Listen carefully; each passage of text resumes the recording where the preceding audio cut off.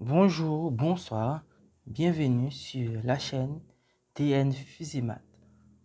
Aujourd'hui, nous allons voir le flux d'induction magnétique. Donc, le flux d'induction magnétique à travers un circuit placé dans un champ magnétique uniforme. Donc, nous allons voir le flux d'induction magnétique à travers un circuit placé dans un champ magnétique uniforme. Le flux d'induction magnétique à travers une surface représente la quantité de lignes de champ magnétique traversant cette surface. Donc, il s'écrit flux, c'est phi, ça se nomme le flux d'induction est égal à bêta, vecteur bêta, par la surface S. Le flux d'induction, c'est vecteur bêta par la surface S. C'est le flux d'induction. Donc, ce flux, par définition, se nomme flux d'induction magnétique à travers le circuit qui est la grandeur phi. Phi est une grandeur. Pourquoi? C'est parce que le nombre phi peut être augmenté, ça peut être aussi diminué, et ça peut être aussi, et oui, comme on a dit, ça peut être augmenté ou diminué. Car on appelle grandeur tout ce qui est mesurable, c'est-à-dire qui peut être augmenté ou diminué. Donc, le nombre phi, c'est une grandeur donc, qui peut être mesurée. Et cette grandeur est égale au produit de la surface du circuit par la valeur bêta de l'induction et par le cosinus de l'angle alpha. Donc, regardons le schéma. Nous avons ici les lignes de champ qui sont des lignes équivalentes. Ce sont des vecteurs champ bêta. Ces vecteurs-là sont équivalents, c'est-à-dire ces vecteurs ont même longueur, même intensité et même direction. Donc, la surface phi, la surface S, est traversée par un ensemble de lignes d'induction qu'on appelle flux d'induction magnétique et le vecteur bêta, donc, et traverse cette surface. Nous avons ici la normale S, donc qui fait un angle alpha avec le champ d'induction bêta. D'où la relation flux d'induction égale à bêta par la surface par le cosinus de l'angle alpha. Alpha, c'est quoi? Alpha, c'est l'angle formé par le vecteur bêta et la normale S.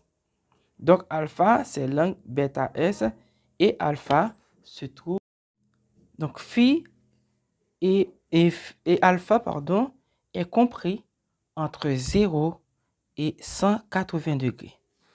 Comme on a dit, le flux d'induction magnétique à travers une surface représente la quantité de lignes de champ magnétique traversant cette surface. Ça s'écrit phi égale à vecteur bêta par la normale S.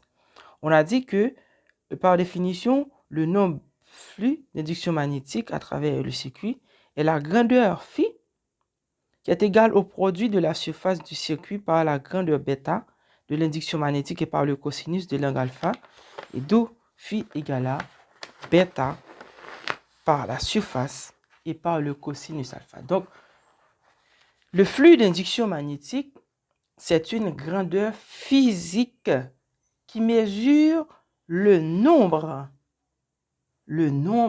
ou la quantité de lignes de champ à travers la surface S. Et cette surface est une surface fermée. Donc, le flux qui traverse le circuit, comme on a dit, est de cette valeur. Donc, en considérant la surface, le champ bêta et S, le flux d'induction est égal à bêta S cosinus alpha, et alpha est compris entre 0 degré et 180 degrés. Cas particulier, le flux d'induction, comme on a dit, est une grandeur. Et c'est une grandeur algébrique. Donc c'est-à-dire, Si alpha égale à 0 pour les cas particuliers, donc cosinus alpha est égal à 1 car cosinus 0 est égal à l'unité. Donc le flux prend sa valeur maximale, c'est-à-dire phi maximale égale à bêta par la surface normale. Car cosinus 0 égale à 0, lorsqu'on a phi égale à bêta S cosinus alpha, or alpha égale à 0, donc cosinus alpha égale à l'unité, donc le flux est maximal, phi égale à bêta S, c'est-à-dire le flux d'induction est dans la surface et le vecteur normal S et bêta sont parallèles. Regardez bien, on a le vecteur bêta et la normale, donc sont parallèles. Mais c'est un parallèle confondu, alors que la surface est perpendiculaire aux lignes d'induction magnétique. La surface est perpendiculaire aux lignes d'induction magnétique et le vecteur bêta et S sont parallèles. Regardez bien, quand la surface tourne, ça tourne de cette façon. Ça tourne de cette façon, cela veut dire que la normale S et bêta sont supérieures à 0. Donc, dans ce cas, nous avons normale parallèle à bêta et la surface est perpendiculaire aux lignes d'induction. Deuxièmement, si alpha est égal à 90 degrés, cela veut dire que cosinus alpha est égal à 0. Or, cosinus 90 degrés est égal à 0. Donc, le flux est nul, car en remplaçant cosinus et 90 degrés dans la formule qui donne 0, on a bêta multiplié par bêta S multiplié par 0, ça donne 0, car 0 multiplié par n'importe quel nombre donne 0. Donc, le flux est nul. Le flux est nul. Donc, phi égale à 0. Donc, les vecteurs bêta S et B normal sont perpendiculaires. Les vecteurs bêta et la normale sont perpendiculaires. Donc, vous voyez bien dans la surface, le vecteur normal et le champ de déduction sont perpendiculaires, alors que la surface est parallèle aux lignes d'induction. Donc, le flux d'induction, phi, s'exprime en Weber, et le champ magnétique s'exprime en Tesla, la surface s'exprime en mètre carré, l'angle alpha s'exprime en degrés.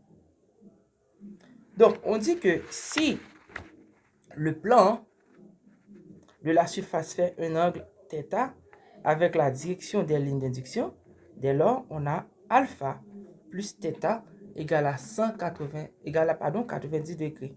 Ou encore, alpha égale à 90 degrés moins θ.